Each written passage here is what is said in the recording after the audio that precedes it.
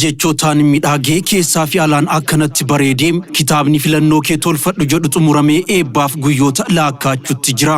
Kitaabni kun kitaaba yeroo dheeraaf hawwiin eeggamaa ture yoo ta'u beektotaa fi hayyoota hedduun gulaalamee ilaalamee dubbistootaaf dhiyaatee jira. Filannoo kee tolfadhu bu'aa filatti argatteen yeroo kee hundaa gammadaa jiraadhu siin jedha kitaabni dargaggoo Mubaarak Gammachuu fi dargaggoo Kaliil Guuttamaatiin barreeffame kun. Yaanni ijoo kitaabichaa kana jedhamee himamuuf yeroo kan gaafatu waan ta'eef dubbistanii irraa hubattanii akka irraa barattan ergaa kennesinii dabarsina.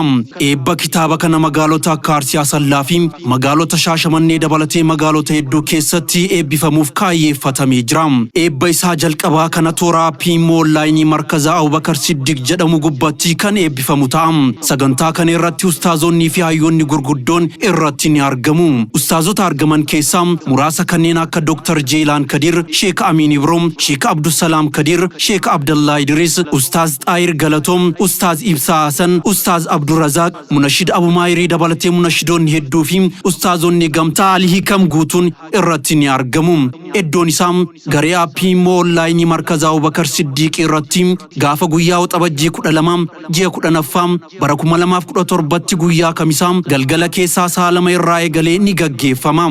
Irraa hin hafinaa haftanii hin gaabbinaa isiniin jenna. Eebba kitaaba filannoo kee tolfadhu jedhu kan dargaggoo Mubaarak Gammachuu fi dargaggoo Kaliil Guuttamaatiin barreeffame.